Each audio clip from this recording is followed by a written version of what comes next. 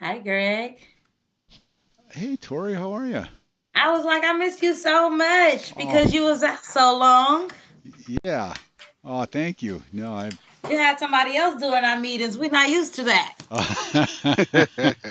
oh, boy, I wish I would have. He did a good job, though. He did a great job. Yeah, I wish I would have been able to do the meetings. Uh, yeah, so yeah, I had to take off for a while. It's understandable. Health is wealth. Um,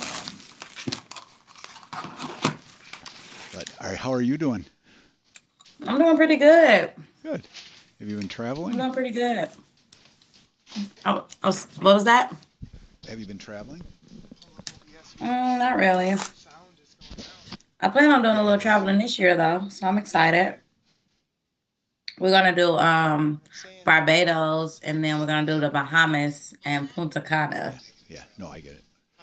No, no, no. Okay. I think Um, we're gonna do Barbados instead of the Bahamas. so no Barbados?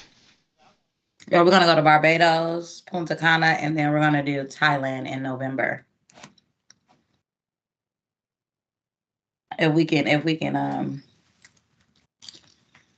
can travel safely with everything's going on. hmm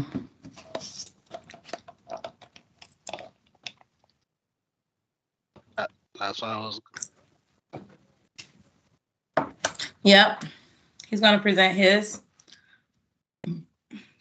when our members come in. Um, our co-chairs are not in today. Both of them called off, so we got two people backing up for them. So we might not even have quorum today because Oh, like three to four people called off. Two council members. I think three council members. I don't know if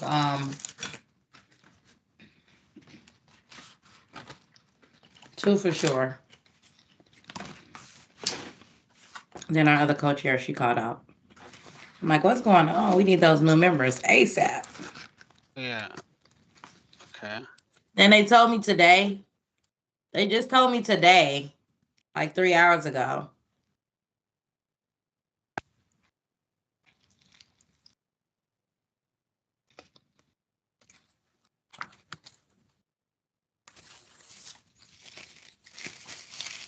It's online.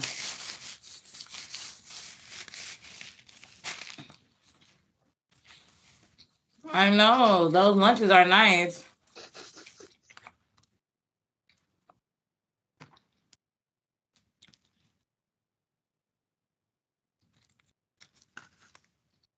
They like online meetings, and honestly, we have better quorum when it's online.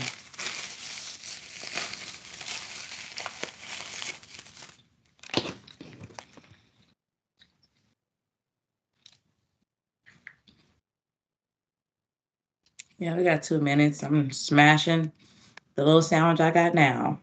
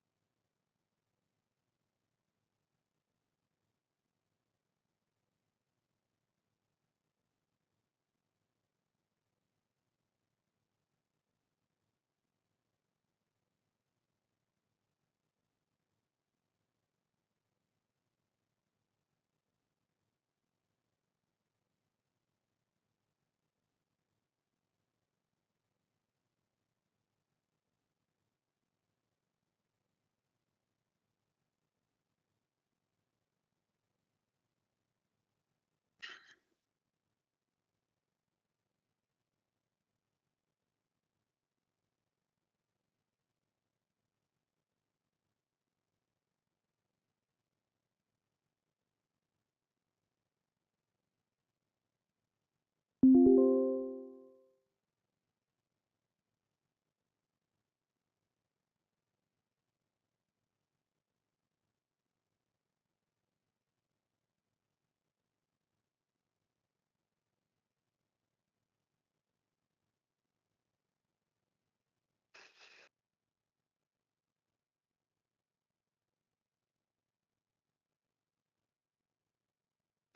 right. Hey there. Hello. And don't Yeah, wait till blame people me. come on in. Yeah.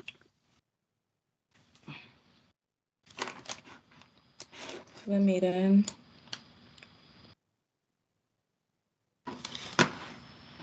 I just have to send Anita the link to the meeting. She needs it at the top.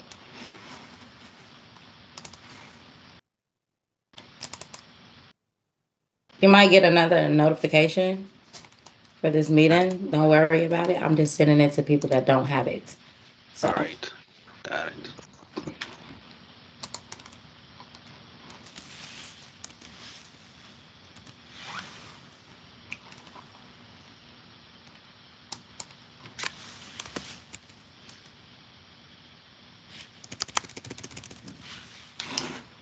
Hello, everyone. This is Tony Carter.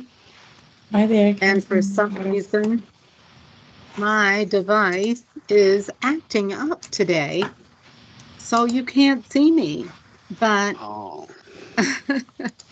I am on the meeting and I am here in our co-chair Pacheco's absence. I'm going to be leaning heavily on co-chair Carmienne Foster today, but want to just open up our meeting on time.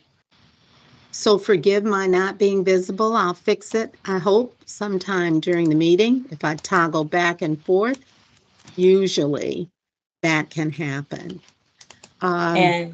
And actually, I just wanted to interject and say that council co-chair Carmienne Foster is out today as well. So Anita Urbina Davis will be stepping into her place for your co-chair, unfortunately. Well, thank For her you. absence. Thank you. But we do have a replacement for you, so Yeah. you don't have There's to so run this much. meeting alone. It's okay. There is so much going on in our community right now, and I'm just so thankful that everyone on the call is here. We will take care of our business, and I thank you very much, Anita, for your help to do that tonight. First thing, we are opening our meeting, and I'm going to call on Tori because we are going to be reading our statement to start the meeting. So, Tori, would you please do that for us? Thank you. Mm-hmm. Yes, I will. Just pulling it up here. So first, I just wanted to acknowledge that I'm Tori Hampton, and I'll be reading over the Dakota Land, Water, and People Acknowledgement Agreement. The Metropolitan Council acknowledges that the land we currently call Minnesota, and specifically the seven-county region, is an ancestral homeland of the Dakota Oyate, who are present and active contributors to our thriving region. As a part of the Metropolitan Council's commitment to address the unresolved legacy of genocide, dispossession, and settlers' colonialism, and the fact that government institutions, including the Metropolitan Council, benefited economically, politically, and institutionally after the forcible removal of the Dakota Oyate. The Metropolitan Council is dedicated to instilling land, water, people commitments, and regional policy. These commitments support the Dakota Oyate, the 11 federally recognized tribes in Minnesota, the Ho-Chunk Nation, and the Native American Indian communities representing over 150 diverse tribal nations that call the seven county region home. Um, We'd like to extend a well welcome to all members of the committee, as well as members of the public is joining. This meeting will proceed until 8 p.m. We appreciate your appreciation. For those watching remotely, we are streaming live on YouTube, and our meeting takes place every third Tuesday of the month. from 6 p.m. to 8 p.m. So thank you for being here. We will begin with introductions. So we are pleased to welcome Tony Tolliver, Equity Officer 3 with the Office of Equity and Equal Opportunity, the Equities Implementation Unit. Tony, I will invite you to briefly introduce yourself. Following your introductions, we will go ahead and go around the committee. And when you're called, please state your name, the district you represent, and how long you have served on the EAC. So Tony is new within our office, and he is new to me and Lila's team. So for a minute, it's just been me and Lila. So I wanted to introduce Tony to all of you guys because you will be seeing him on a lot of emails. And we wanted to introduce him. So I'll go ahead and give Tony the floor and call on the next person. So go ahead, All Tony. right. Thanks, Tori. First of all, I just want to say hello and good evening. As Tori mentioned, I'm Tony Tolliver, and I just want to start by saying how much I appreciate being welcomed in this space. It really means a lot to me to be with you all tonight. I've had the great pleasure of meeting so many people in this work and community through grassroots politics and during my time at different employers like the Center for Economic Inclusion. I've spent more than 20 years at the intersections of equity, community engagement, workforce development, and systems change across public sector, private sector, and nonprofit sectors. At the core of my work has been the belief that equity isn't an abstract concept. It shows up in policies, it shows up in practices, and in data. What I've learned over time is that equity work is most effective when it's grounded in relationships, lived experience, and genuine commitment to listening. I've been fortunate because the roles that I've had, they've been mostly in spaces where I've been able to help organizations move from good intentions, and we all know about good intentions, to implementation with community voice and accountability. When I think about equity at the regional level, I think about some very real things: how people move through our transportation systems, how housing decisions shape opportunities for us, and how policies and investments land differently across communities. Those experiences are personal and they matter to all of us. I'm coming into this role with the learning mindset. I have a lot of respect for the wisdom of the folks on this committee and across the council. I'm here to listen, to build relationships, and contribute wherever it's helpful, and support the council's commitment more than anything to equity in ways that are practical, measurable, and centered on the people in this region. And I'll say I truly love conversation. Lila knows this more than anyone, probably Tori too.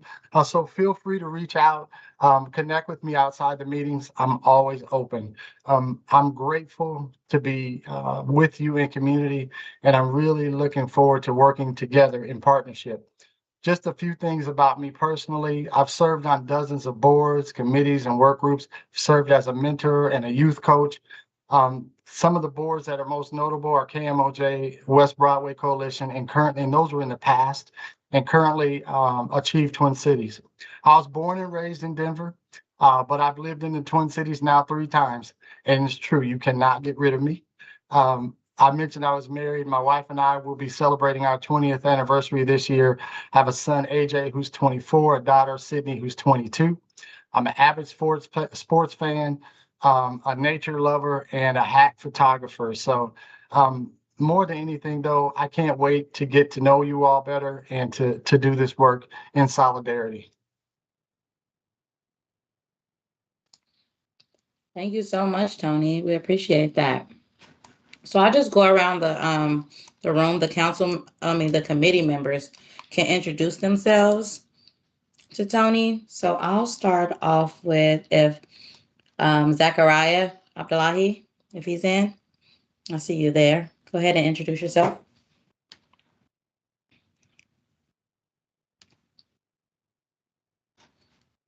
If you're speaking, we can't hear you.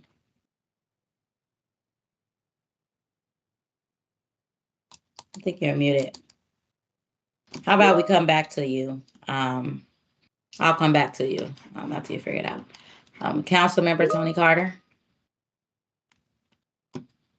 Thank you. So here I am, live and in color. Tony Carter. I'm a Metropolitan Council member. Glad to be here with you all. I've been on the EAC for all of the years that I've been here on the Met Council, actually at the end of the first year. I joined in 2023, and I know Tony from our work together, and I'm so glad that you are here. Welcome aboard. Thank you. Councilmember Dr. Tyrone Carter is not here. Carmianne Foster is also out. So we'll move on to Mitchell Hanson. Hey there. Mitchell? Was doing my patrol in my neighborhood. Mitchell Hanson. I just since I got here and I missed that part. So Tony, right? So can you fill me in real briefly? Because I haven't met. I don't think I've met Tony yet. Yeah, so Tony's new here. So he's our newest member to help me and Lila in our office. So we wanted to introduce him to the committee for the beginning of the year because he was just hired recently. And we wanted to let you know that we do have a new person joining. So when you see him on email, if you need anything, he's going to be there for you just as well as me and Lila. Awesome. So we Super just nice wanted you to meeting. introduce yourself, your district, or if you wanted to, your location or where you're from. Yeah. And how long have you been on the Mitchell committee? Hanson. Oh, how long have I been on it now? I think it's a year and a half now or something. Mm-hmm. Like something like that. Yeah.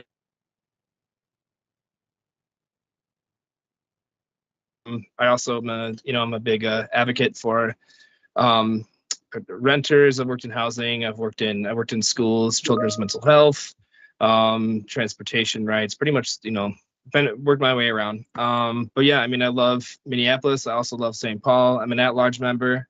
Yeah, and I just I guess at heart I'm a researcher.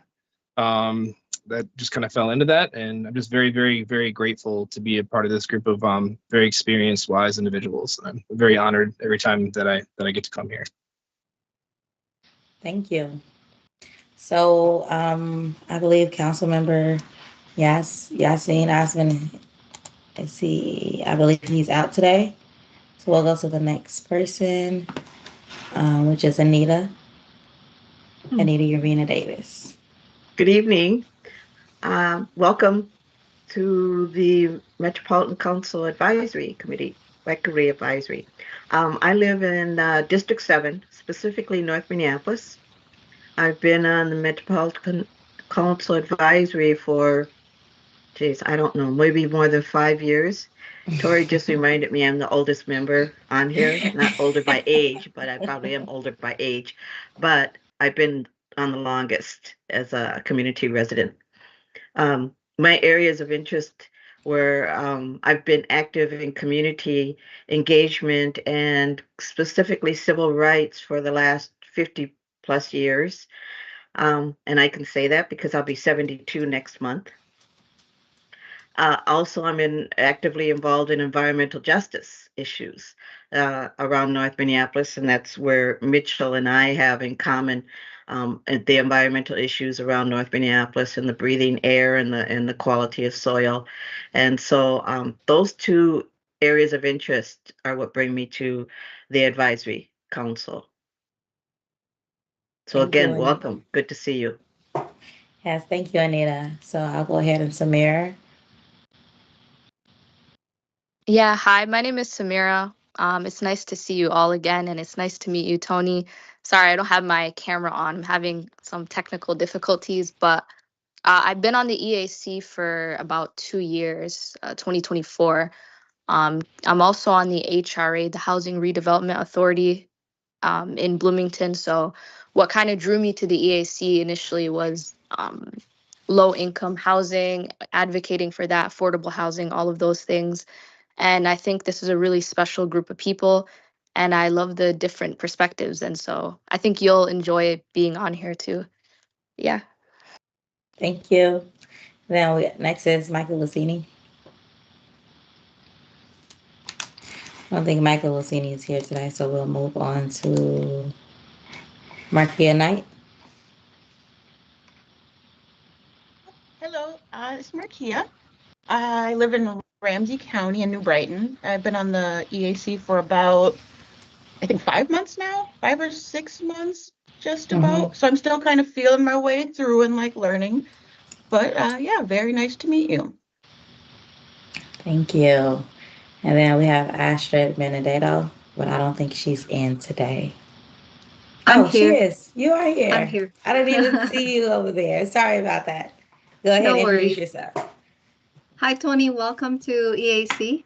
I'm part of the advisory committee and I joined July of last year.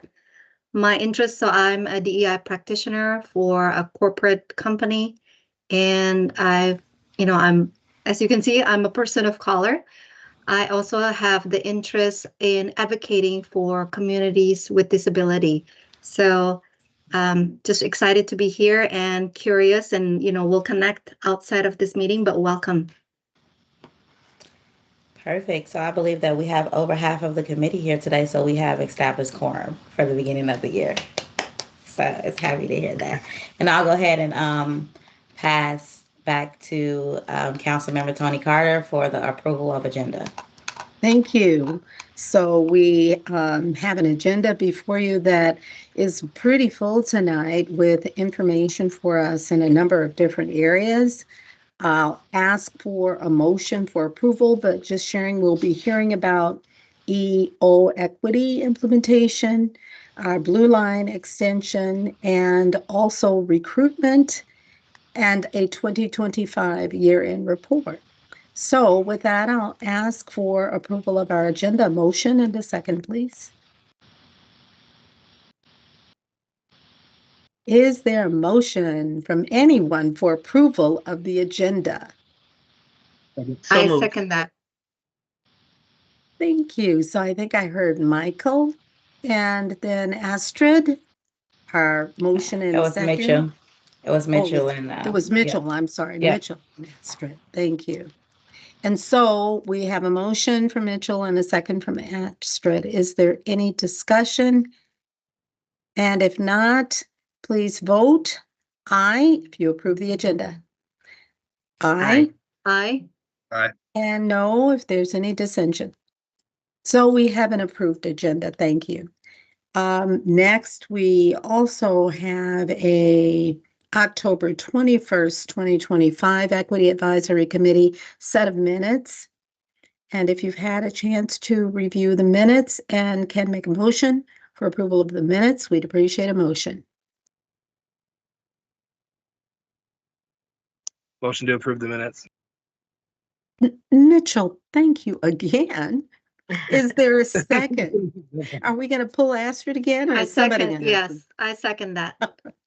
Okay, so we've got Mitchell and Astrid on point. Everybody else has to wake up, okay? Because we've got a lot of good information coming forward. Is there any discussion on the minutes? If not, all in favor, please say aye. Aye. Hi. Thank you. Opposed, no? And our minutes are approved. I want to next ask if there's anyone here who has registered to speak with us as a part of our public. We do entertain members of our community who get on and register to speak with us. Tori, is there anyone here? No one at the moment. Nobody has All submitted. right. All right, then. There is no one here, and so we're going to move on into the agenda of the information section of our meeting. And I believe Anita is going to carry us through these agenda items. Is that correct, Anita? Thank you for being co-chair with me today. Oh, certainly. All right. So we're down to the agenda. The first item on the agenda is the Blue Line Extension and Anti-Displacement update. And I know I'm going to say your name terribly, but is it Nkongo? Yes, you got it. Yes. Nkongo Chikolo? Sigolo, yes. Sikolo, who is the manager of public involvement GMSA, capital programs, BLE presentation. And so whenever you're ready, the Congo, everybody, the attachments for this Blue Line extension has been sent to you. And so if you would open your attachments, and Tori will put them online for you. Thank you. All right. Thank you very much. And again, my name is Nkango Sigolo.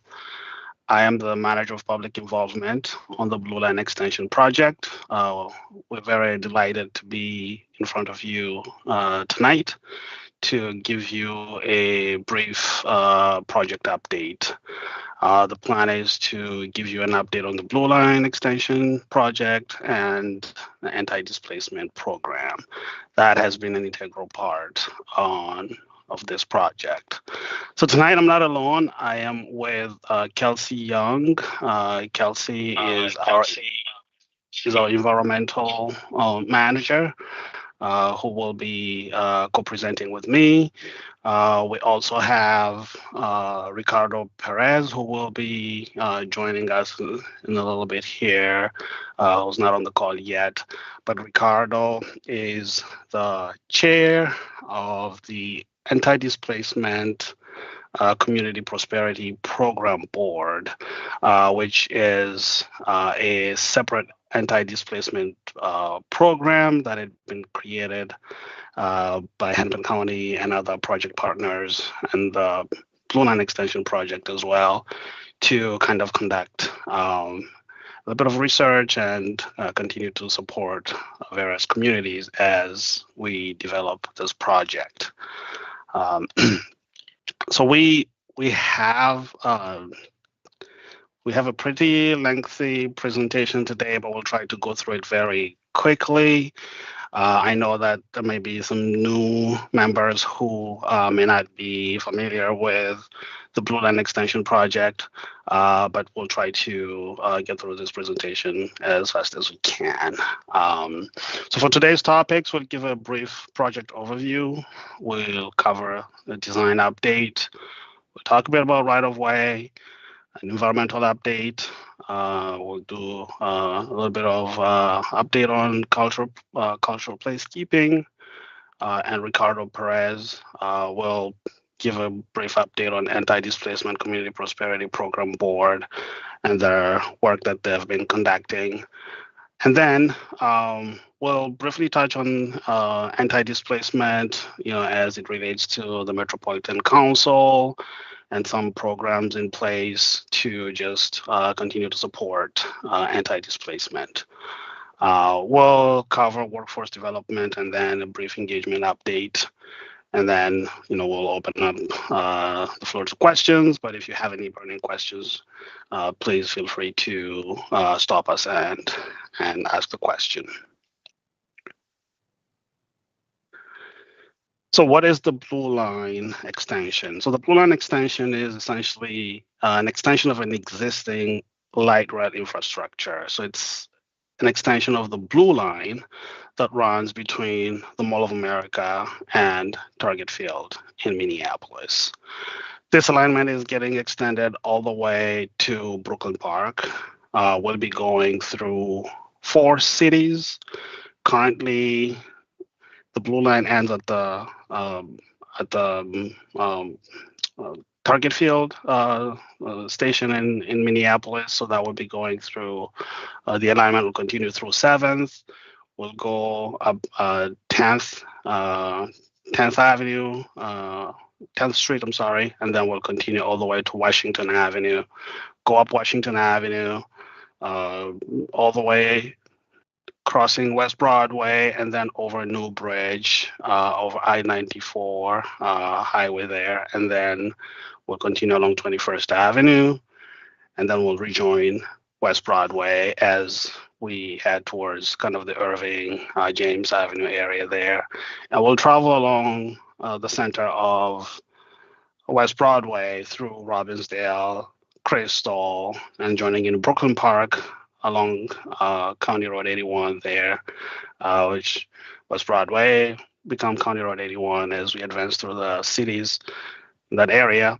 And then will go over County Road 81 to join West Broadway on the other side at about 73rd Avenue in Brooklyn Park, and then we'll continue all the way along West Broadway to the terminus, which will be right by the Target campus in Northern Brooklyn Park.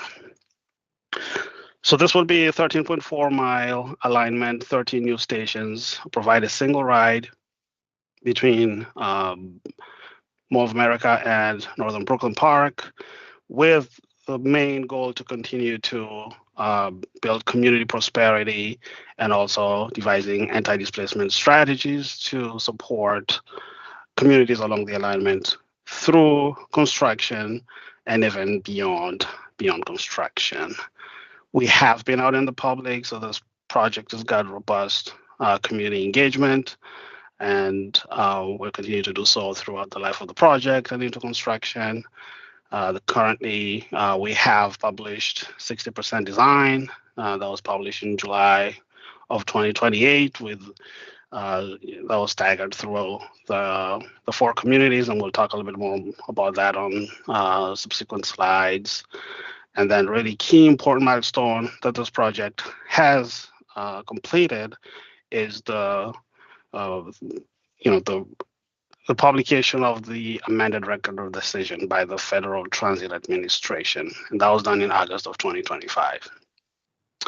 Why is this very important? Because it really completes the environmental review process, which was a key component and requirement for this project, to look at impacts and devise strategies to mitigate those impacts, address those impacts, and then really continue, through the various follow-on phases to build this alignment. So we've completed the environmental review process, which is great. Council will be talking a little bit more about that. And on the next slide here, quickly to share about the timeline to construction. As you can see, 2025, just last year, the environmental review process was completed with the publication of the AROD. And then I was developing implementation strategies on those mitigation measures that have now been identified in the environmental review document. Kelsey will cover more on that, but currently on design, we're progressing with design. 60% has recently been published, and we're looking at advancing to 90% and completing the design in the early 2027 will be wrapped up completely with design on this project. And so then the other key milestone we're working on is applying for the full funding grant agreement, which we're anticipating that would be securing by third quarter of 2026. Construction anticipated to begin in 2027. We'll do the contract RFPs, and at least by the third quarter or towards the end of the summer, construction would potentially begin on the Blue Line Extension project. Anti-displacement, key component, as I mentioned earlier, is continue to move through the design advancement, and we'll continue to provide updates as we have additional information on that. Public engagement, key component of the project as well. We'll continue to work with the various communities, and now as we're leading towards construction this year, we'll be mainly focused on getting the community ready for construction, and also for any other support that would be made available through either the anti-displacement, the ACPP board, or through the mitigation measures that have been identified within the project, at least so that the community knows what to do or where to get those resources from. So a brief design update. As I mentioned, 60% design level plans were completed, and these are the timelines when these were released. Lowry Avenue was released a little bit later. in the fall of last year, but we're now advancing towards 90%. If you'd be interested in looking up the design plans, they're available on the project website at bluelineext.org. So our design has been shaped by really community input.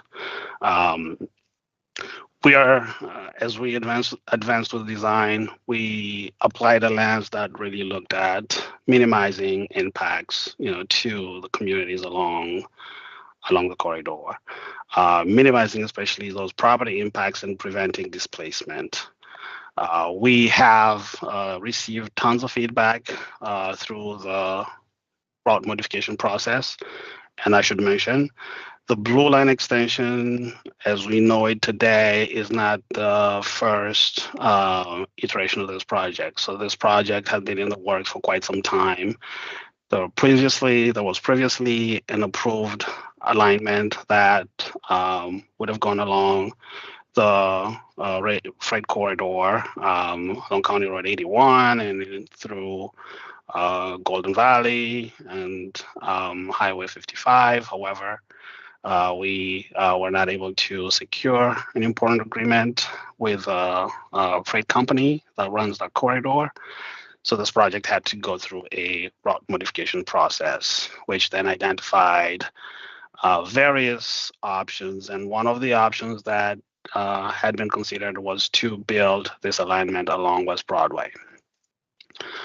Come up Washington or on the other side of maybe on the freeway, and then go along West Broadway. However, we did get tons of feedback from communities in the West Broadway area. We heard from property owners, and there were concerns about losing properties, and minority-owned businesses would essentially would have lost their properties, and this would have impacted their ability to build generational wealth. So we coordinated our efforts through that engagement process, and then we decided not to go through that main portion of West Broadway, where the roadway was perhaps maybe a bit narrow, where we would have had a lot more impacts to various properties in that segment. So we chose 21st Avenue. So that's one of the key community-led, decisions that was implemented in the design. We've been looking also at Linden Avenue. Various communities along that area also had mentioned their concerns with the project being built along that stretch. So we moved the tracks from Leendale, and these tracks are now planned to be built along Washington Avenue and along 10th Avenue in the North Loop. That's a little bit about the community shape design, and some additions here, some connectivity and safety aspect that we looked at also as suggested by the community. We looking at improving trail connections and pedestrian safety in the area, implementing traffic calming and roadway improvements. We're also looking at various roadway improvements in the North Loop.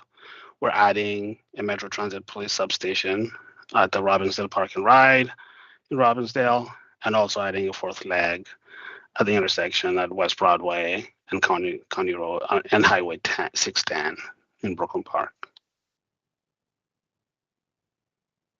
Some additional community shape design information here that I would like to share with you is the redesigning of Lowry. Lowry had been included in our 30% design plan.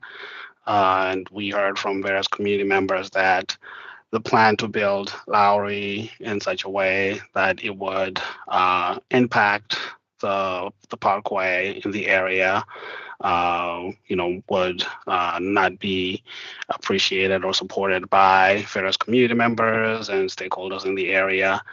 Rather than suggest that the project look at various ways to minimize those impacts and avoid the parkway. So we made some adjustments to build over the parkway, and also there solving some concerns over safety and hospital access as well. We added a station to Washington and West Broadway. This was a community community's request.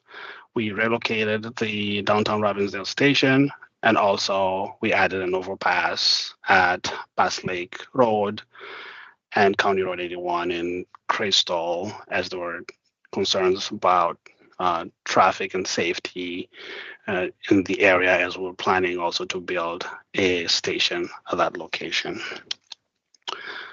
So that's for the design. And briefly about right-of-way, we wanted to mention that we're anticipating that this project would need to acquire about 35 homes or buildings where a tenant must be relocated. We've identified 18 commercial properties, 14 residential, 2 institutional, 1 underdeveloped property. However, we'd like to mention that there would be some potential impacts still to some of the property owners as well in the area, because we're mentioning full acquisitions. Those are the 35 properties, but would also have some partial impacts, right? Some partial purchases, or even some temporary easements, which would give the project right to build in the area, utilizing private property. So we'll get, now that we have completed our environmental review process, we could begin purchasing right of way. Now, this year we'll be connecting with the various property owners to advance these conversations, and also potentially start negotiating with these properties as well. So what to expect as part of the right of way process? Would be conducting field title visits to impacted properties. We'll do some appraisals, and then we'll get into the offer and negotiation portion of the process, where we'd solidify right of way acquisition for this project. We have some resources available. Our right of way impacts are identified in the environmental documentation. We have a link here and how to access that as well. We also have a brochure that is available, and that would be sharing also, and we've been sharing with various property owners and community members who are interested in learning about the process, and then a relocation assistance brochure that we have available for various communities along the alignment. That concludes the right-of-way process, and then the next portion of the presentation here is the environmental update. And I'd like to invite Kelsey for this section. Thank you, Nkongo. We've also got another colleague here, Erica Wilder, who also works as part of our Blue Line Extension team. And we can go to the next slide here. As Nkongo already highlighted, and I believe last time we came to present at the Equity Advisory Committee, we were in the process of developing our environmental review documentation. As of now, as Nkongo noted, we've completed the environmental review process as of publication of the amended record of decision by the FTA in August. Backing up from there, we also published a supplemental final environmental impact statement that identifies our final understanding of the project's impacts and benefits, as well as mitigation. And there was a comment period associated with that. So what this step means is that we've now committed to our mitigation measures, and that's the main topic of my presentation here, is to talk through those project commitments and strategies to address impacts within the project. But this is good news. That means that the FTA has given their approval of what we are proposing to do as project strategies and mitigations. Go to the next slide here. So the next steps ahead of us in terms of how this relates to the project is to continue working towards developing how we will implement these programs. So that's the stage that we are now. With the FTA's approval of the amended record of decision, that means that they've given that approval. And generally, our timeline varies a little bit based on what topic area or what mitigation strategy we're talking about.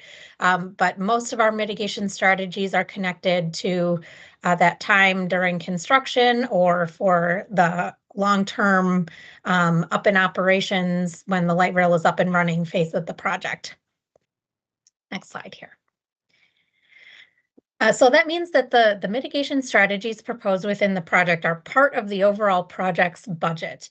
And that means that these mitigation strategies where there's a cost component are to be paid for as part of the project.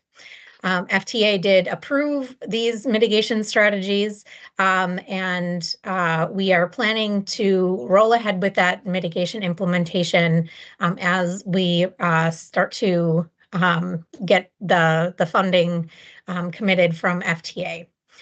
So we are in that, to say it again, and I'll keep reiterating this, that right now we're in that phase of developing our mitigation implementation planning.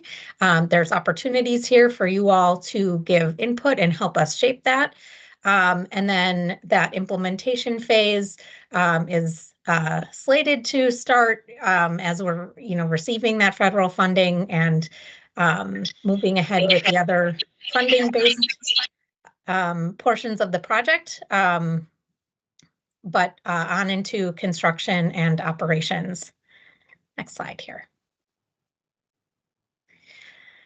So to give a highlight of the specific mitigation strategies we'll be talking about, we have funding for community programs that are connected to housing stability in the project corridor. So that's the first topic. We have cultural placekeeping design groups, which I'll talk a little bit more about in the next set of slides after the environmental section. We are adding additional public realm improvements, particularly in the North Minneapolis area, where there are many of the adverse impacts of the project are landing. And so this is one piece along with the funding for housing stability type of programming. And some of these other ones that is meant to address those impacts. So additional improvements in the public realm to make West Broadway and the 21st Avenue corridor vibrant spaces that community wants to be in.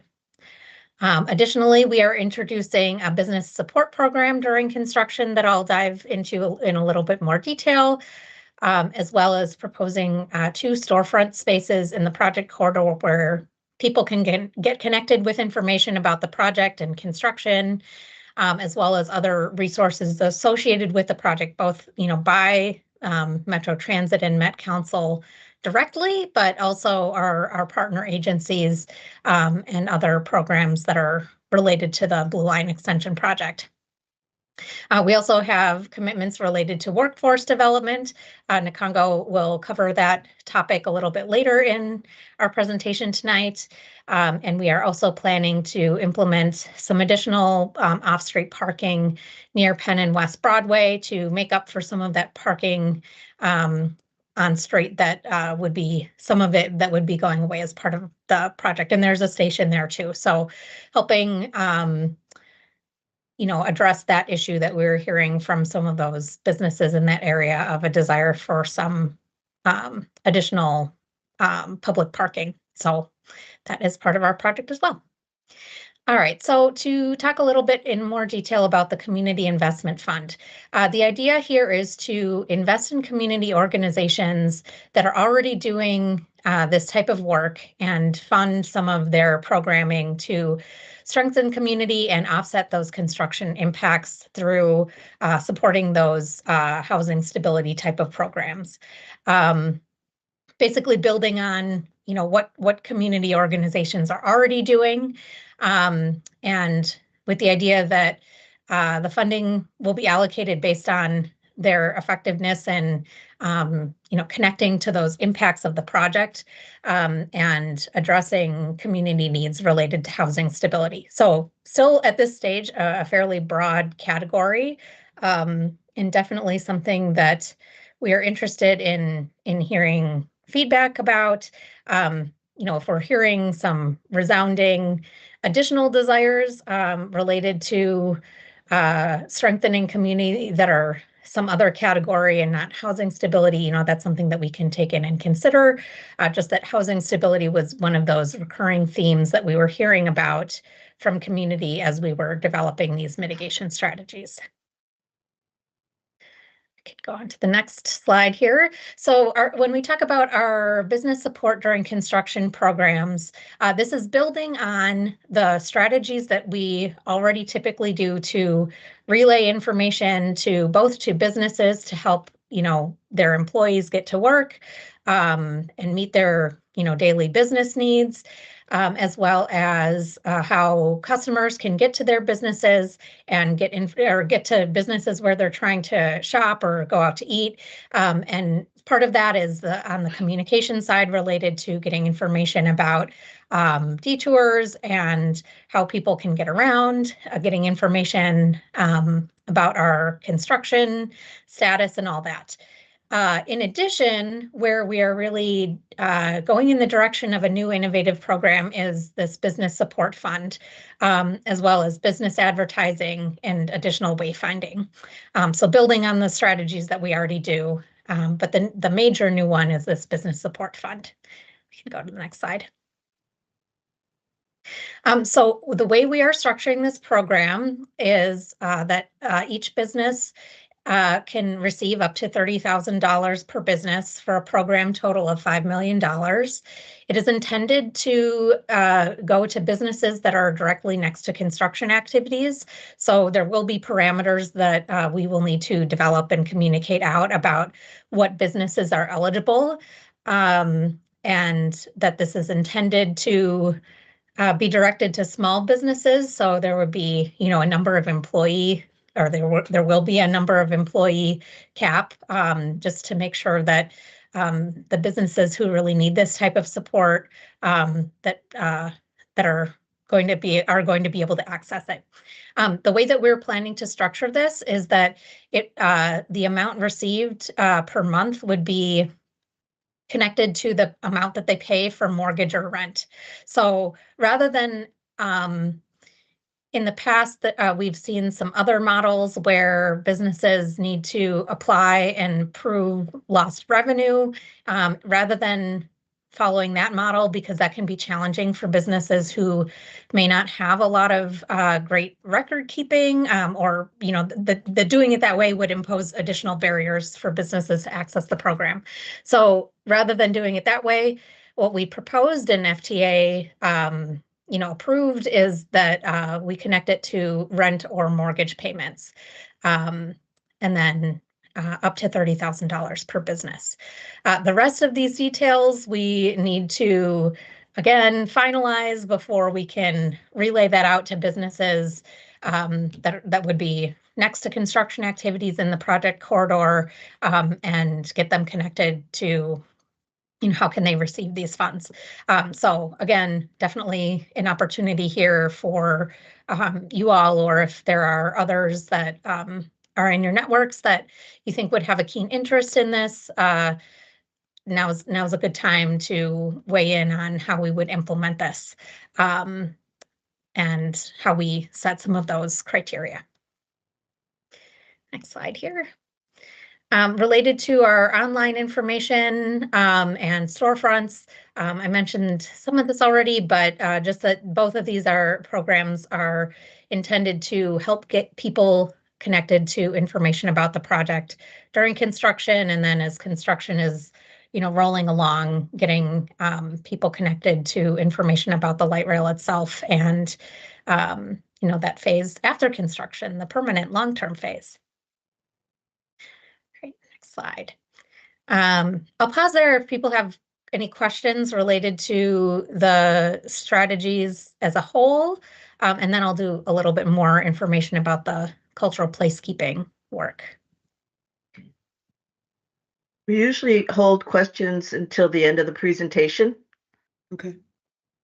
Okay, absolutely. So if you're okay with that. we Yep, can do- absolutely. yeah. No Okay, problem. thanks. All right. Cultural placekeeping. We can go to the next slide. So this work came from some of the anti-displacement recommendations, the Kira report of looking for ways to represent the communities in the corridor here that are existing today, help them be visually. This is just one piece of the theme of cultural placekeeping, but when we talk about how it connects to the project, how existing community can be visually represented in the light rail infrastructure. Cultural placekeeping obviously goes well beyond that concept, but we see the light rail project as being one way to carry out that idea of having cultural themes visually represented at our station areas. So there were cultural placekeeping working groups, it was one working group that met 4 times over the course of 2025 and gave their input about what do they see as those cultural identities of each community and station area, and then looking for ways to represent that in the design of the project. And so that's where we are right now, that these themes have been developed.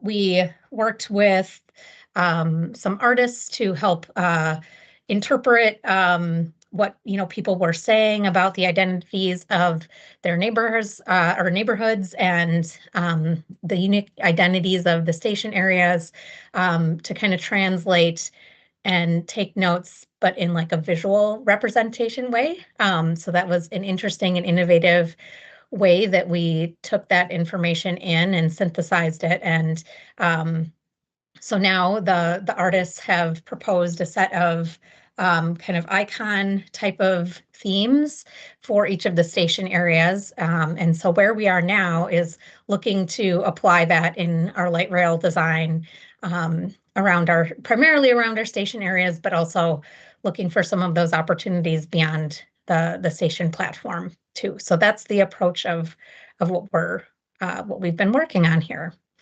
We can go to the next slide. So you can see some images here from some of our cultural placekeeping workshops. The themes were presented in October, and so backing up from that kind of conclusion session, the meetings before that were focused on delving into developing those themes and trying to dig into the identity of each station area. Next slide here. So if you are looking to learn more about cultural placekeeping, or if you know someone in your network that has a keen interest in, that is maybe creative or has a keen understanding of the cultures in the corridor, or doesn't have to be the whole corridor, it could be a particular area. We've got a website that is up on screen here that people can add comments to a map or get in touch with us if you would like to provide some additional input. Always happy to take that in. I think that's the end of the slides, and I'll turn it back to you, Nikongo, for my sections here. Thank you, Kelsey. Thank you, Kelsey. Much appreciated. So the next portion of the presentation will be covered by Ricardo. I don't know, Ricardo, are you online? Yes, I am here. All right, perfect. All right, so thank you for joining. No problem. All right. So I'm assuming you can hear me and see me okay. If for some reason you cannot, please let me know. But yeah, good evening. These are troubling times in our state, in our region. So I feel inspired by all of you being here today, despite everything that's happening out there. This is important. So again, I appreciate your service for the cause of equity. I do want to note briefly before I jump into details that my name is Ricardo Perez. I use him and his pronouns. I don't work for the project. I work for a nonprofit organization called the Alliance. I am a coalition organizer and I help staff the Blue Line Coalition. So that's who I represent and who I work for. And we've since 2013, I haven't been there so long, but since 2013, Blue Line Coalition has been following the planning and development of Blue Line Extension project. So our work brings those lessons learned since 2013. Together, we lived through the realignment and many of the things that have been brought up in this presentation tonight. I also currently serve as the chair of the Anti-Displacement Community Prosperity Program Board, and I'm happy to bring you updates about the work that we're doing there. So if we can move into the next slide. And hold on, sorry, maybe go back real quick, thank you. So as you can see in here with this beautiful art piece made by an artist called Corey Lynn, for Blue Line Coalition, since the very beginning, we've been very clear about the fact that for us, the Blue Line Extension project, it's not about a train, but it's about the people who currently live, work, gather to pray across the corridor of Blue Line Extension project. So, okay, now we're ready. Thank you, Nakongo. All right, so the biggest update that I wanted to bring to your attention is the fact that our coalition, Hennepin County, the government bodies across the corridor of Blue Line Extension, philanthropy, have been working together for multiple years now, since 2022, to materialize an anti-displacement initiative. And like I said, you have heard in this presentation about a Cura report, and that's where a lot or all of the work that we're doing on anti-displacement is based on. Our coalition, Blue Line Coalition, and current board members were the ones that originally got together to co-create the report with Cura, with Hennepin County government, etc. And that's where the recommendations that you're going to hear about, the data that you're going to be hearing being referred comes from. This is not a good idea, but it's cemented in collaboration across government agencies, community, and philanthropy, with the idea that we don't want to see community just survive Blue Line Extension, but we want to see community thrive as a result of the work that we're doing. Because we know that historically, not only in our region, but across the country, transportation projects usually give us the same outcome, which is the displacement and destruction of vibrant neighborhoods who are Black, immigrant populated, you know? So that's what we're fighting against. So it's a big deal. So the last year, we reached a very, very important landmark in our anti-displacement initiative, which is the fact that we were able to launch a pilot project to spend $2 million on anti-displacement activities across the corridor and the previously impacted neighborhoods on the first alignment. So if you move into the next slide, we'll see a timeline on how that unfolded, right? So again, this pilot, the actions the board took recently, the expenditures we made are not just like out of a whim or thin air, but is based on a lot of hard work that we've been putting forward. We helped secure 10 million in the 24 legislation, which was very complicated, but again, our legislators believe in this initiative. It is the first one that exists like this in our state, and nationwide, we're also leading in many regards. So again, just to show you, 24, we got the dollars, and by October 21st of 25, we were able to make those decisions to fund activities across the corridor. Between those 24 and 25, we did a lot of building everything from the ground up, the bylaws, the RFPs, everything. Let me maybe also add, the pilot project that we set forward wasn't only to bring relief to impacted communities, but we were also trying to bring in more philanthropy partners, philanthropy dollars. We were also implementing this pilot to test Hennepin County as the administrator of the dollars. And we also wanted to meet our legislative purpose, which is to deliver dollars in community. So that's why this last year was super huge for us. We're still kind of like landing from all of the activities that took place last year, but this is a timeline to show you the amount of work and time that has been put into this. So if we can move forward and I can speed it up. I don't know how much time I got, but I'll hurry. All right. So $2 million in three main categories.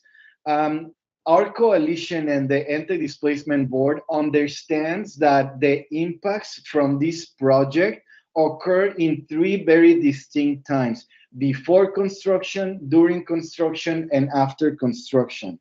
So that's also understanding we're using to navigate the decisions that we're making today. As you can imagine and understand, $2 million is a drop in the bucket, right? But we wanted to prove that by investing on anti-displacement, we can help meet our purpose, which is helping people stay in place and helping us thrive. So that's why strategically, we wanted to impact housing stability, business stability, and real estate development as the priorities for the board. And again, legislatively, we couldn't spend these dollars without matching funds. So the people applying for these dollars needed to bring the same amount of dollars requested from us. So we can go next. So this is just showing you at a glance the organizations and activities and focus area that got funded by the pilot project. So I'm not going to go through each and every single one of these. You'll have them on the record for you to look into more detail later. But perhaps if we jump into the next slide, there is maybe one that I love to highlight, which is the one from the Northside Resident Redevelopment Council, where they're finding community members who are usually elderly Black women who have been I'm going to use the word here with respect, victims of credit things that have caused harm in their economy. So this program is aimed to pay these mortgages off so these community members can own their homes. And the great thing about it is that after construction, we understand that there's going to be equity generated in these properties that those community members will be able to enjoy.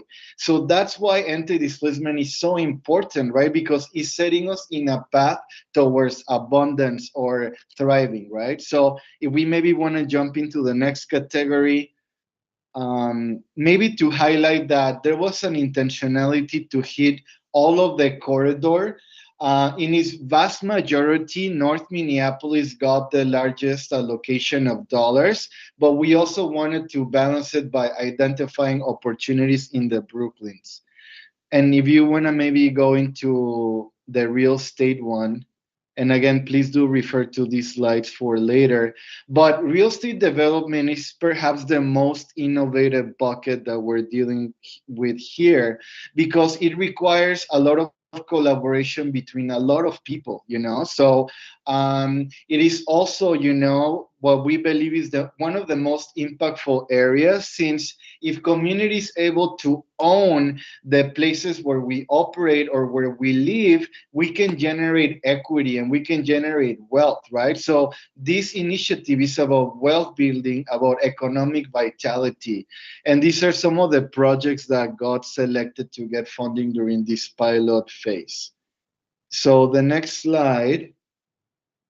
So these are again the projects, and actually most, if not all, the real estate was in North Minneapolis as well. And it's a diversity of who's receiving the funding, both nonprofit and other type of entities. So if we go into the next one here. So this one is bringing us back to the report that we keep talking about, right? So the report is pointing at recommendations and outcomes that we want to see materialize for anti-displacement to occur. But without us tracking the progress, it's going to be hard to make sure that our mission gets accomplished. That's why, with the partnership of the University of Minnesota Cura Department, we have presented to Hennepin County a tracking mechanism to ensure that anti-displacement gets implemented accordingly. And the cool thing about this tracking mechanism that Cura is recommending is that, especially as we have talked to out-of-state people, this is like the best in the country, you know what I'm saying? Because it really takes lessons from other projects and it creates a direct line of communication with impacted communities. So for many reasons, this is like the very best tool that we have seen out there. So again, it's exciting and promising to see what else this opportunity can deliver in community. So the next slide, I think it just talks about the type of metrics and how highly recommended it is that we measure these impacts. And maybe this leads me to my last point here with you all, the Equity Advisory Committee. Again, this initiative, without a doubt, it's about equity, right? So we do need your support and your advocacy to ensure that regardless of what happens with the project, anti-displacement materializes. Impacts to community doesn't occur when we are building the train. It comes when we're announcing that it's happening, right? So regardless of that, we need to keep moving forward with it. And we also need to keep bringing dollars into anti-displacement activities. Currently, Met Council has delivered, and again, respect all around, but $0, right, for anti-displacement. And we believe that Met Council has a lot of opportunities to give. And they are in the room and are a good partner, but I just want to let you know that we need you in the fight to help us secure resources and policies for this initiative. So that's what I came here to share, and I'll stick around to see if you have any questions. I know you take them at the end. So I'll pass it back to you, Nukongo. All right. Thank you, Ricardo. Appreciate it. So the next topic is anti-displacement, and this is through Metropolitan Council programs. And this is information that's available. I'm not gonna spend too much time on it. But really, what it is, the Met Council's anti-displacement framework. This is really set, to enhance residents' ability to maintain their homes, good health, and really sense of belonging. So some strategies that the Metropolitan Council has identified to continue to uphold anti-displacement is to invest through an anti-displacement risk assessment, right? So all the investments, get analyzed through the lens of anti-displacement risk, and that's how they get funded. Prioritizing projects that support community connection and anti-displacement, in the grant systems, and also providing best practices and resources through engagement and collaboration, especially with those overburdened communities, and supporting the various cities along in the 7 metro area and 7 county metro area, but more importantly on the Blue Line Extension project within the cities that are going to be impacted by this project.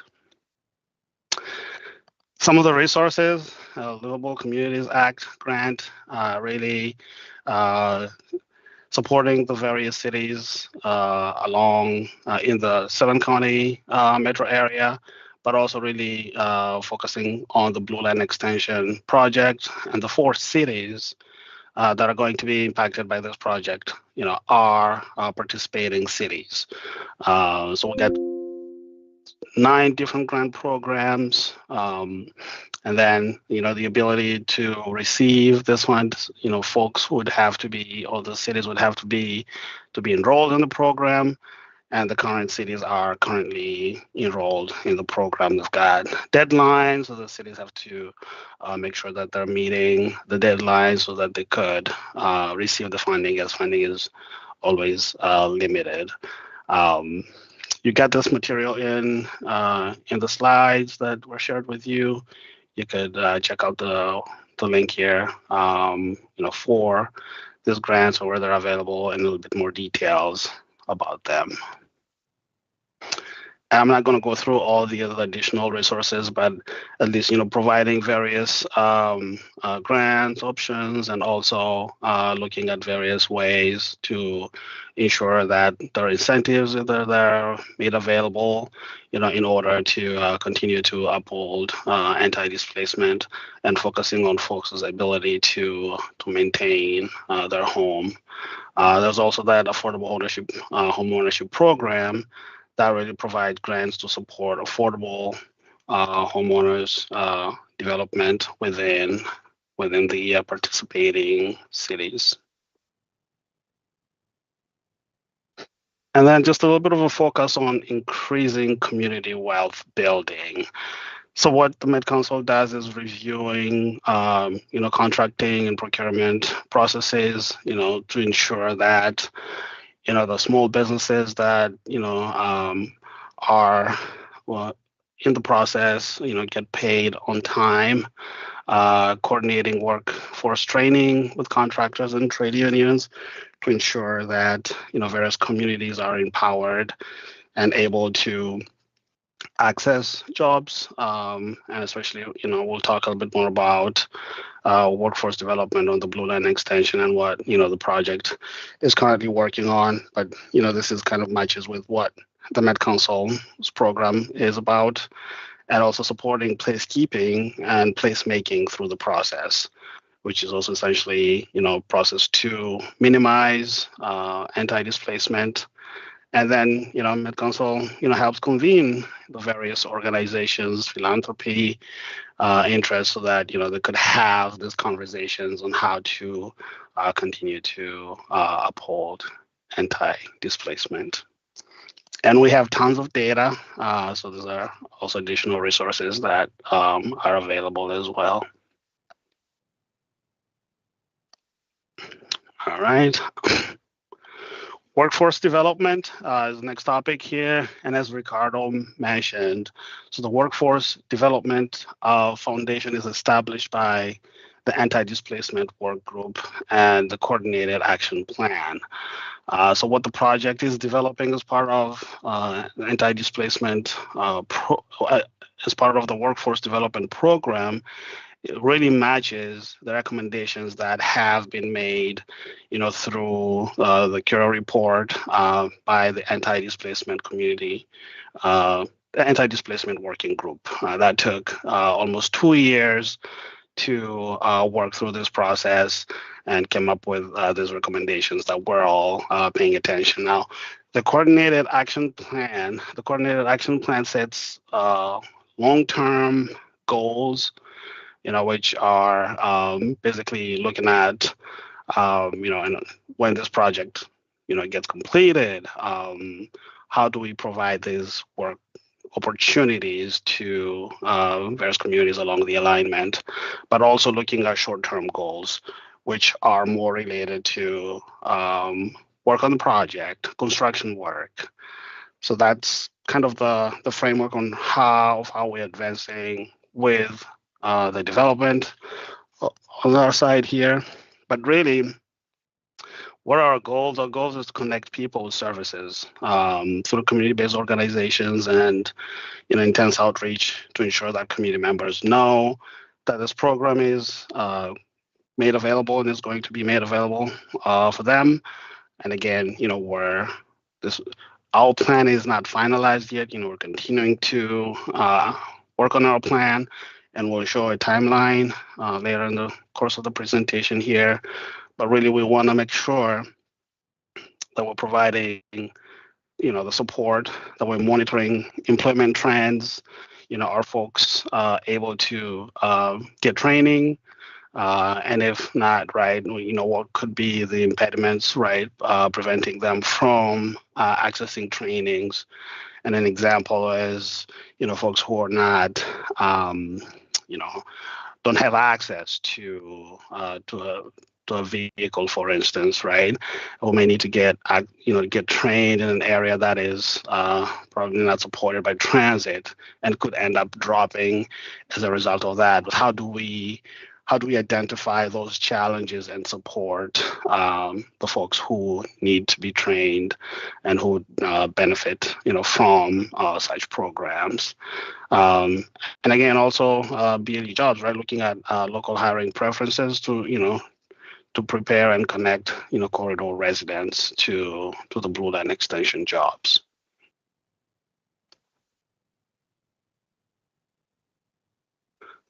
So we have partners who have been working with the project here. We have Hennepin County, Metropolitan Council is one of the other partners. The Blue Line Extension, of course, we are developing the plan. But we also have various municipal partners, and those municipal partners, they currently have maybe some programs that are available, resources that could be made available. So we're not recreating, the wheel here. So we're working with them and ensuring that those resources, are put in place and made available to the various communities that will be impacted by the Blue Line Extension project. There are partners who have kind of a little bit wider goal that are, focusing beyond the Blue Line Extension project, like Hennepin County, for instance. But our goal here, as we develop our plan, is to bring those resources within kind of the Blue Line Extension realm and provide those to the various communities. And SCPP continuing to provide the Anti-Displacement Community Prosperity Program Board, continuing to provide insights, on how to best, support various community, through the creation of this program. And then we have workforce service providers, who will be the ones kind of implementing, some of these programs as they get finalized. So what are the commitments, right? The project commitments are really tied to the environmental impact statement, commitments that have been made through the environmental review process and identified in the supplemental environmental impact statement, as Kelsey mentioned previously, and which have also been approved by the Federal Transit Administration, FTA. Really, the project would implement a project workforce development program. They would look at local hiring preferences, requirements in construction contracts to ensure that the contractors who are going to be bidding on this process, would pay specific attention to including the communities along the corridor and potentially even beyond, who could, provide the source of that workforce and benefit, from the Blue Line Extension that way. And also really looking at various opportunities, training opportunities, mentorship, apprenticeship, and also scholarship, and additional information sessions where, we are in the community and sharing with various community members along the corridor. One other commitment is to require the contractor to identify the workforce approach in the proposal. So really that, we could, as the project assesses the contractor's ability to work on this project, or to award a contract, we'd look at the main approach that the contractor has, and if that lines up, with what the project has planned for workforce on the Blue Line Extension project. We also have small business goals. With the small business goals is really, to ensure that, even beyond even beyond the project, that that these businesses could provide some a base for for work, for jobs along the corridor. So this is kind of looking also beyond beyond the project, here. So the structure, just a little bit about the workforce organization structure.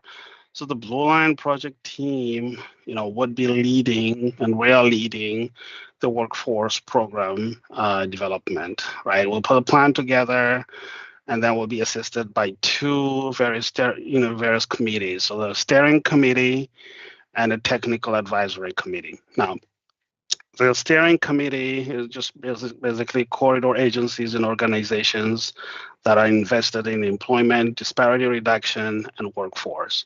And their role is really to provide that policy and administrative leadership. And then there's the technical advisory committee, technical advisory committee really, which is basically community-based organizations that are rooted in community, in the community, and who can advise on what is needed and what type of services that needed to be made available to support this program. Their role really is to be representative of coordination and delivery of workforce services. And then finally, we have the service providers, who will deliver this program.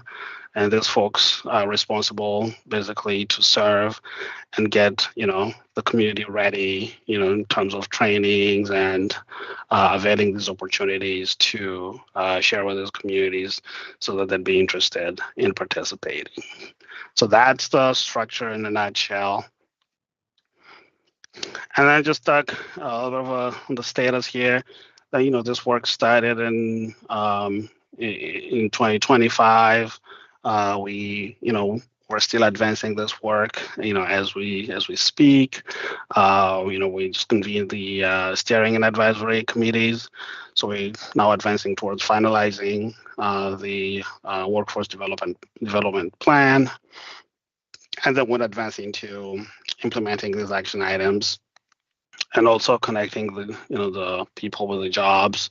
And then 2027 is when anticipating construction would begin, but then we'd have a system in place to monitor progress, and then make adjustments as needed, which will kind of be developed as we advance with the planning here as well.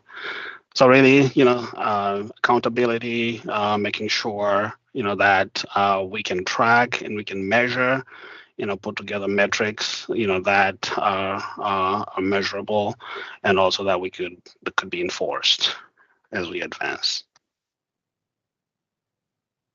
So yeah, so it's good to have a program, definitely, but really the most important piece is marketing and communicating, what the plan is, so if the goal here is to ensure that community members know that this program is available, that they can rely on this and can benefit from it.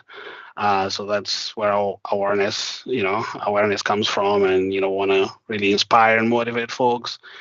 Paying attention to the various communities, and especially specific attention to youth, right? As we're seeing that there'll be like the best folks who would benefit from this. And again, building trust, that community members know that, yes, there's a program, and it's, we're sharing updates as we advance, and it's open and it's accessible, that folks are available to provide that information. We'll be launching a pretty robust campaign to make sure that this information is widely shared. And then enrollment, right? So making sure that folks get enrolled and connect to this program, and if it's to get trained, they get trained. And if it's to prepare and connect them with the various contractors or the various opportunities, that we're doing that as well. All right, engagement update. We'll spend a few minutes on this. So really, our engagement purpose is to foster meaningful and transparent communication with communities impacted by the proposed transit project. And I'm going to read this. Ensure that all stakeholders and community members are informed, involved, and engaged, and also gather valuable feedback, address concerns, and build consensus around the project. Now, our topics for 2026 every year, we kind of look at the main milestones that the project is going to be reaching in the upcoming year. So we create our plan, to kind of match and support those milestones. So environmental mitigation, as you heard, recently we completed the amended record of decision was published. So the environmental review process got completed.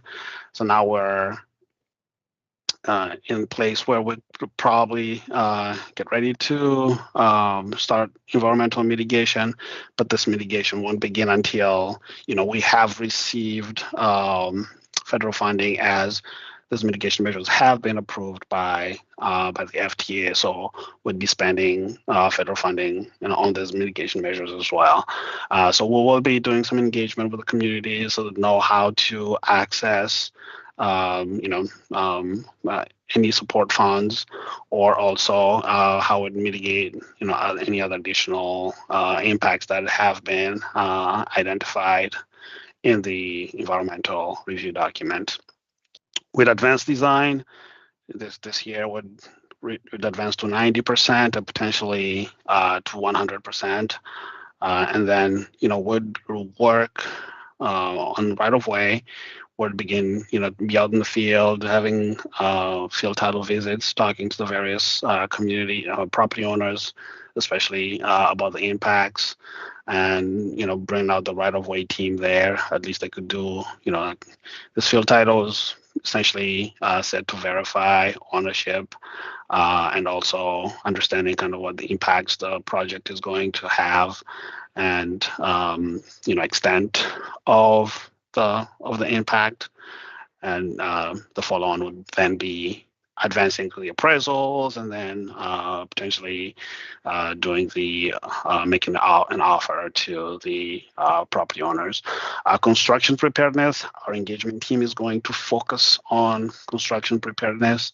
This is an opportunity for the project engagement team to build trust within the community. Of course, as community members are going to be impacted by this project, but really they need to know, who their contact person is, right? And they get updated information about the project and accurate information about the impact, so they can plan for those impacts. We continue to share general project information. And then there would be a station area planning session for Minneapolis. We've completed station area planning for other cities along the corridor, but then Minneapolis will be running theirs this year. Some of the engagement activities for 2026: cultural placekeeping and station design development. We're mandated by the legislature to hold quarterly meetings, so those will continue to happen, and share project information through that process. With advanced design coordination with key property owners wherever they're being impacted, and collecting and working together on addressing any concerns about impact. A business outreach, follow up with the impacted properties and businesses in the area. We have conducted various business canvassing sessions where we've been out on the corridor, talking to the businesses, collecting input from them, and just sharing project information as well. We've identified over 400 businesses that would be supporting through this process. And again, also doing a little bit of engagement on the mitigation measures that Kelsey had covered in the presentation. This is our metrics. We kind of like to show where we've been and what we've done. So since August of 2020, when we started the route modification process, we have shared information at about 958 events, and that has resulted in over 46,000 point of contacts. We are on social media. We send out our newsletters. We send about 10. We've reached out to over 10 million folks, through our newsletters and paid advertisement. And these paid advertisements are within community and cultural media as well. And this is, what we continue to do as we advance into 2026. We create surveys and collect input that way. We have an interactive map on our website, where folks could actually provide input. They can provide their comments on that interactive map. We send out corridor posters to various communities. We've sent over 250,000 properties, and then we continue to field emails in our office here and phone calls, and we've responded to over 40,000 emails through this process. And I won't spend too much time here. I just want to talk about the dream session. So we've partnered with community-based organizations who have been doing engagement work in the corridor that they currently serve. So in the last year, we conducted at least 2 dream sessions. We're calling them dream sessions. It's basically kind of a strategic engagement framework, where, we talk to the various community members and, kind of identify what communities aspire for, as it relates to this project, what are the hopes, as they think about the Blue Line Extension project. And and the team just goes about that, and they did 2 sessions in each of the cities, and then also, go back, and then continue to collect feedback as well and engage various community members. And some of the top concerns were safety and security and cost. Some of the aspirations were entertainment districts, youth activities, increased regional connections and mobility, and then ensuring that we're taking care of our seniors as well, and also employment, and hence, right, the workforce development program that we're putting together also could also help in this case, and also business development opportunities. Conducted, paying attention to the youth. We conducted a youth summit, about 38 members of the youth who were taken on a corridor tour, and they had some additional activities. They provided their feedback. We're able to get on the podcast there and just recorded a few members of the community there, and those are available if folks would be interested to hear what members of the youth shared. We could share that information as well. And also we conducted some video interviews as part of that.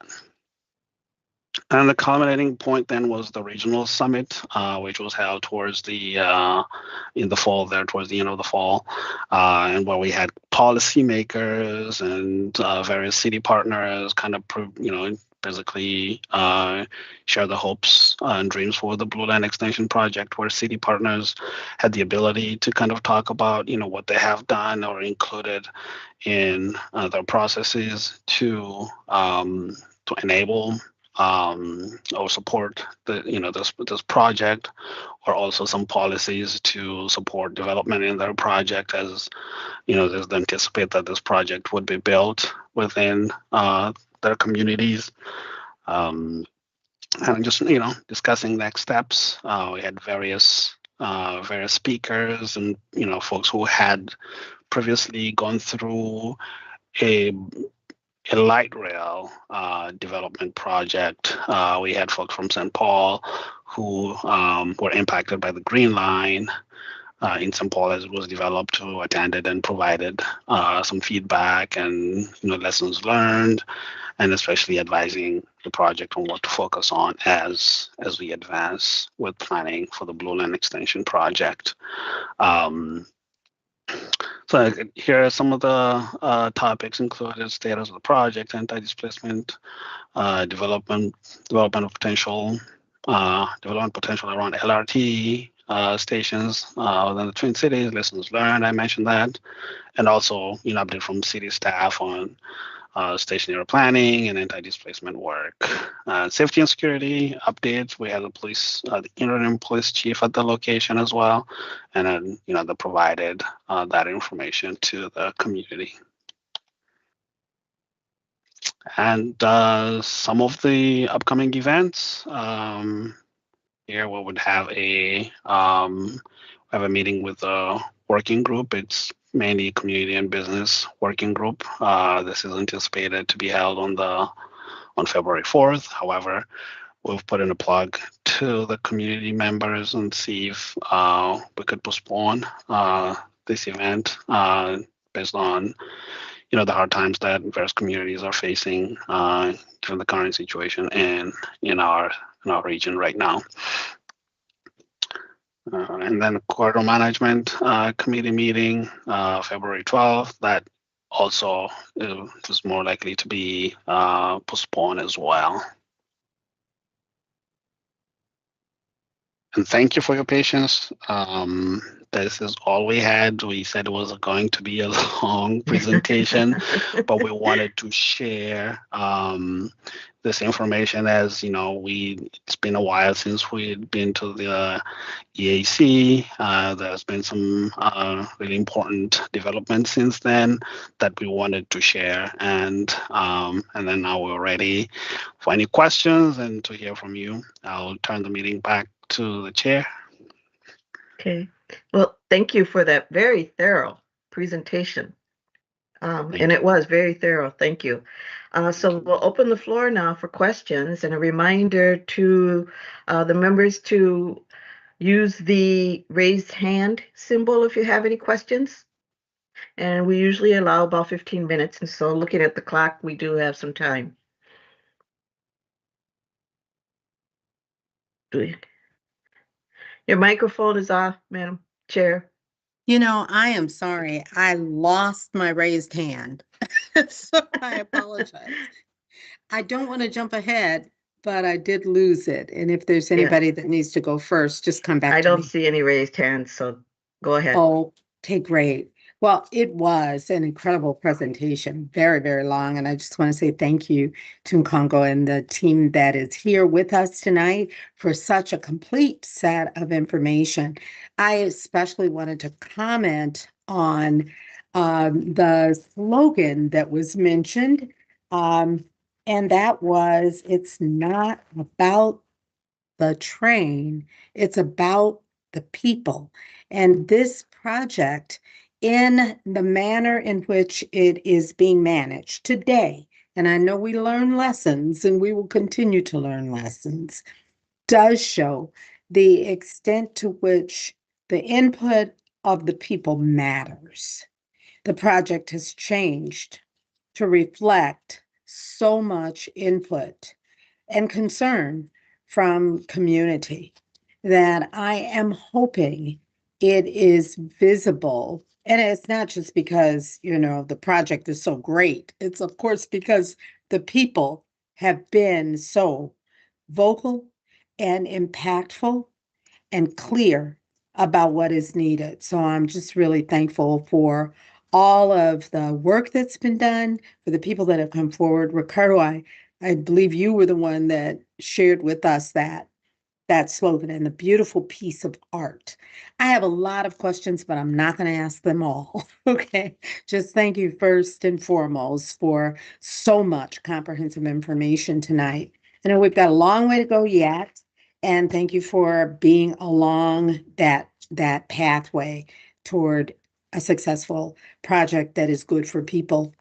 I do want to ask about one thing that you did not really get to share much information on, and that was the relocation program. You did say there's a brochure.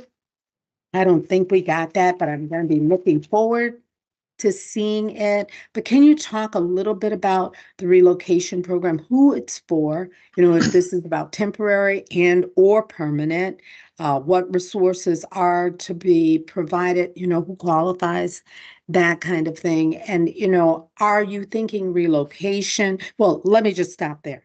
If you could expand just a little bit on the relocation assistance program. All right.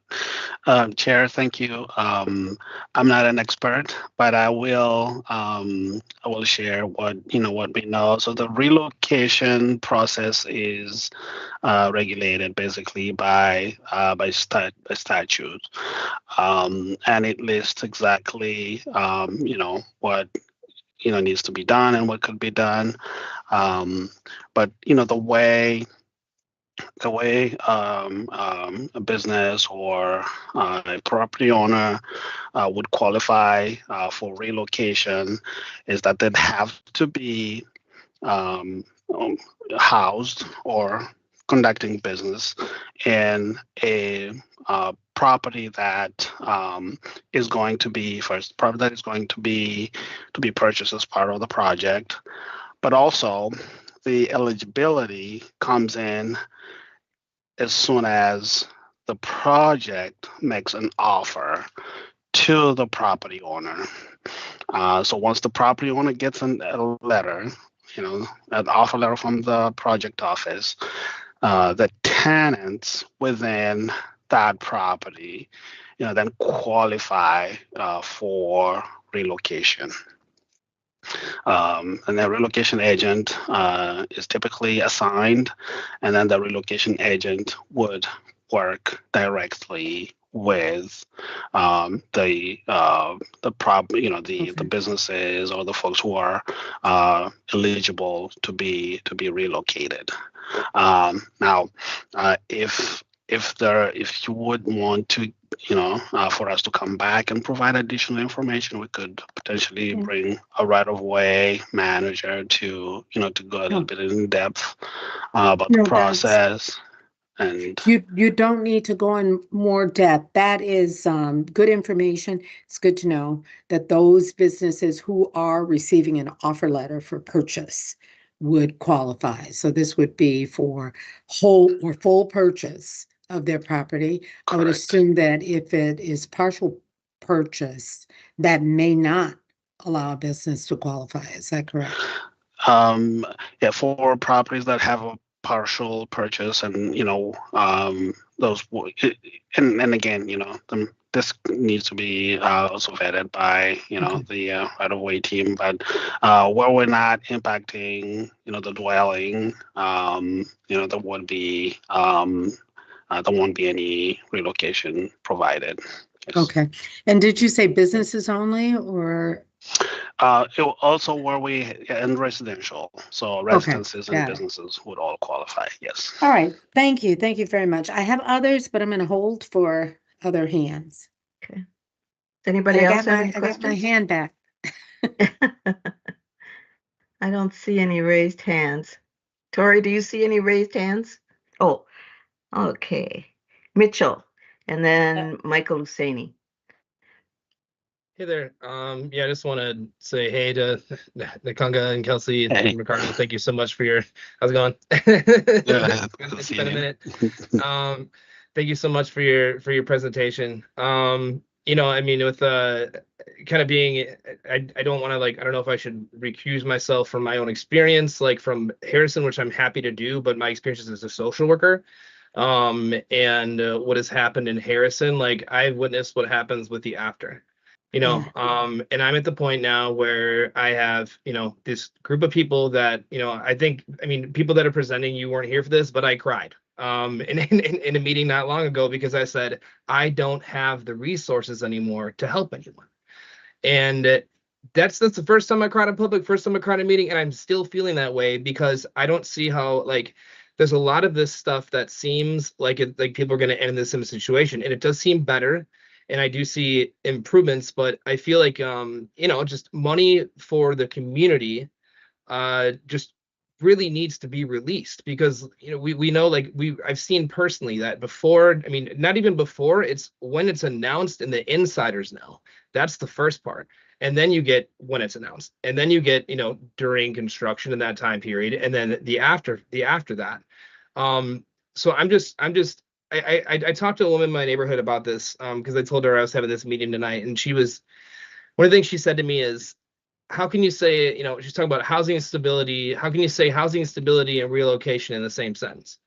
And I tried to explain it, and I didn't know how, because I'm like, I guess it depends on where you live or what the circumstances are. And then it brought me back to a moment when I attended one of the meetings, and women were crying because there were being values placed upon their items, right? Like values placed upon your furniture and things like that. They're basically, their lives were being evaluated and saying, this is what it's worth. And I think that's how they felt. And I think when people hear things like cultural placekeeping, public realm improvements, and especially livability, which I'm just going to be honest, is kind of like a downtown improvement council phrase. And I'm not trying to be, I'm not trying to be difficult. I've been in the trenches for a long time, and the world is worse than it's ever been right now. So for me, like, I guess I'm just thinking, like, for businesses, 5 million doesn't sound like a lot. I feel like energy is very high, perhaps like an energy abatement program or something. I feel like there's just a lot of pieces here that still need to be addressed. And how do we really foster that? Like, how do we foster those businesses without having big energy breathing down their back? Because that's what's, it's part of what's going to happen. And in terms of just workforce and stuff too, I don't know. For me right now, people are afraid to go outside. People are afraid to leave with good reason. There's so much terror in this world right now, and there's so much love as well. And a lot of the stuff I'm seeing here, I feel like touches on some of that, but it also misses the fundamental aspect of, like, who needs funding right now to stay where they are. And I think the community does. I think businesses need this plan. And I'm not trying to be difficult at all. I just really think right now more than ever is a beautiful time for all of us to come together over this and be like, hey, yeah, the different sides people have been arguing, but it's really not about that. It's just, we all want what's best for people. We all want people to stay in their place. We all want our loved ones to be safe. We all want to stay where we want to be. We want to be in our community. And I think some of this touches on that, but there is some discrepancy, like for even, promoting businesses, right? So for instance, the Great Northern Festival is coming up, and I saw that if you donate $150,000, you get free ads for Metro Transit. And to me, that seems a little unequal. I feel like maybe, for businesses then on the north side, then maybe that's something we do for them. If we want to prevent displacement, then maybe advertisements for Metro Transit would be a good idea for them. But some of these things that, the privileged elements of our society have always received, if we can just translate those as we ease into this, just seems to make the most sense. And I'm like, honestly, trying not to cry again. And I'm sure people here too. And I know that I am a privileged white male here. I understand that. And I have seen a lot in my community. I know people have seen more than me.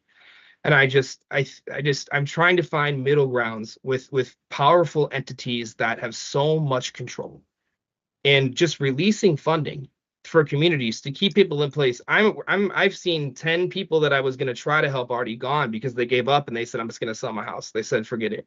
I had to do a spend down on my health insurance. I had to sell my life insurance policy's gone. Like, I'm done. And so what do we have to do to make sure that we can ameliorate that to the best extent here? And I feel like that time is past.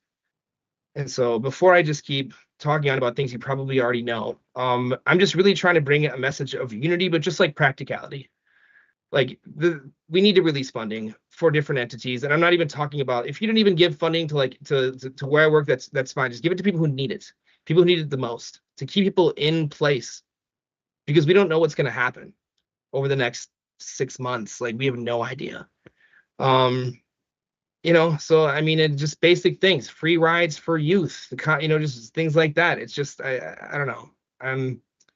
it's a lot of information, and I haven't been around this topic for a while. And I'm just gonna stop talking because I've been talking too much already.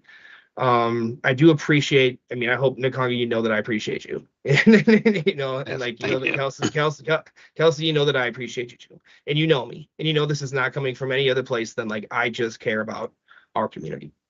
So with that, I mean, that I think even that right there is a sign. It's like what do we have to do? Thanks for listening to my rambling, and I didn't cry this time, so let's go. Thanks, Mitchell. We're looking at time here. I'm sorry about that, but Michael Husseini had a question too. Your mic is off, Michael. I just had more of a statement rather than a question, and it's in regards to keeping in mind that some of the property owners that you are going to offer do not have businesses within the property in which you're going to be buying. Right. So when you make that offer, there is a cultural specific business in that building that may not open anymore. Right. So while we're doing good faith with property owners, we need to just keep in mind that 3 or 4 of those businesses in our property that may be toned down or may never benefit from the income generated as a result of you guys purchasing the business to create the road, that will just disappear. So what is, now I'm turning it into a question, what started as a statement. Well, what I would like for you guys to think about is, what's the plan for those non-property owners' businesses that may have been displaced, to give them support to stay in that area, right? So we just need to put that as part of the dialogue, as part of the context here, that those guys may no longer be open. The barbershop, the place down the street that does something specific, will never open their doors again. Right. So I just wanted to put that in. Thanks. Thank you. Thank you, Michael. Madam Chair, you had a question? Well, I did have a question, but I'm going to pull it back because of time. I just wanted to check in at the bottom of Michael's question, because I guess my assumption in the relocation fund or the relocation assistance program was that businesses who occupy locations that are being purchased would qualify for relocation assistance. So I'm just wanting to make sure that businesses who rent space within those buildings are qualified and can receive that relocation assistance. That's the question. And that is correct, Chair. So if the project is purchasing a property and where a business is a tenant, when the project makes an offer to the property owner, the building owner, those businesses within that property immediately become eligible for relocation. And if I might, the other question I'd want to make sure we address is, are we offering assistance to find spaces within the community? Should those businesses want to stay? That is correct, Madam Chair. So part of the relocation process is to look for space within the same area, if available, where the business or the businesses are currently conducting their business. Sometimes that'll be successful, sometimes not. Correct. So we still have issues, but I just wanted to make sure those things were true. Thank you. Yes, thank you. Okay. Okay, I'm going to wrap it up. I had two comments of my own, so I'm going to go with that privilege. On the 21st and James reroute, you know that under that cultural placekeeping, has anybody expressed concerns about the culturally historical Tangletown in North Minneapolis, that 21st and James area, that would significantly make changes? Has anybody mentioned that in any of your conversations? I'll turn that question over to Kelsey. Councilmember Carter and Co-Chair Davis and committee.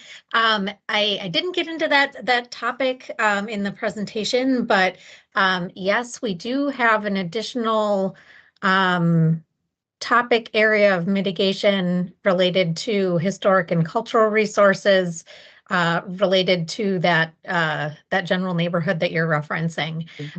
And there's some additional information that we could get you in touch with as we look towards developing that mitigation, but we're looking at doing some interpretive panels or something of that nature in that area.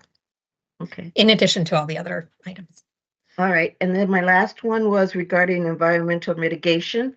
What you've done around Crystal Lake, which is right on 81 in Robbinsdale, and specifically the Hollingsworth Park, where people are fishing in the lake, how you protect the fish, the fowl, the plant, and the Lakeview Terrace Park. Those are all going to be impacted right there on 81 in the Robbinsdale area. What is your environmental mitigation report about that area?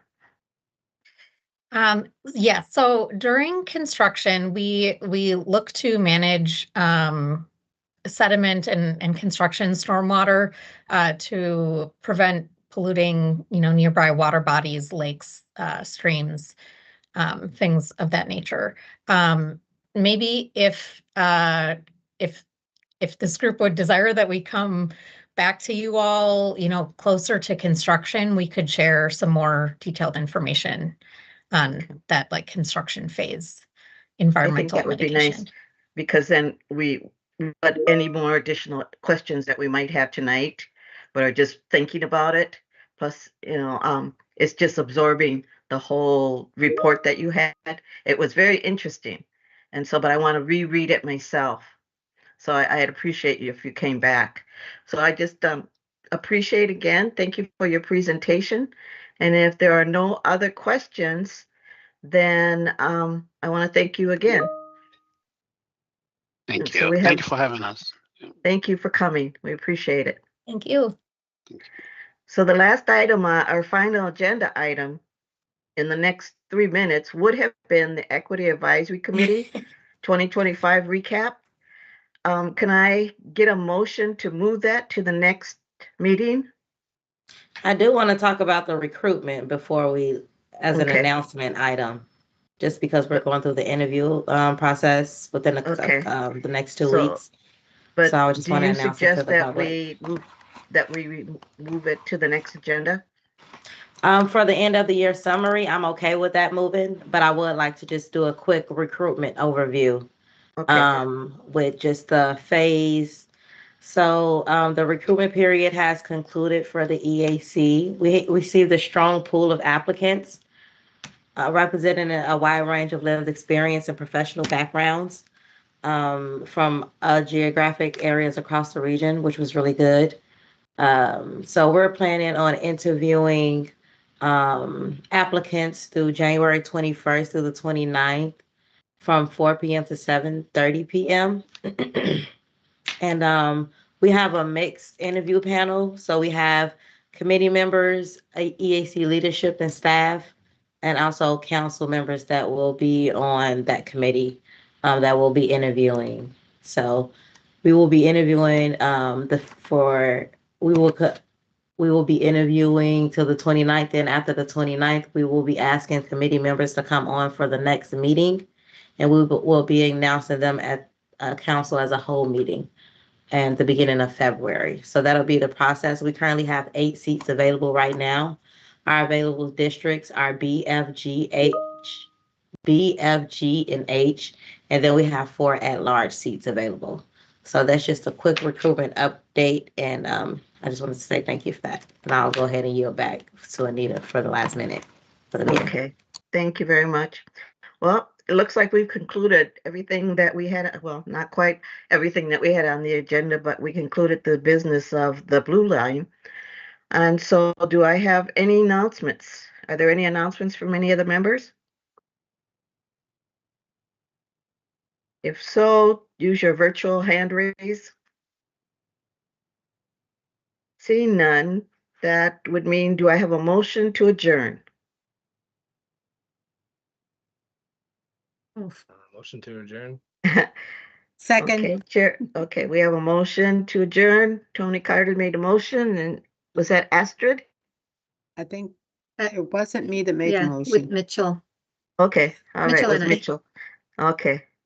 Mitchell made the motion to adjourn. Mhm. And I second. Astrid, Tony Carter seconded. All those in favor say aye. Aye. Aye.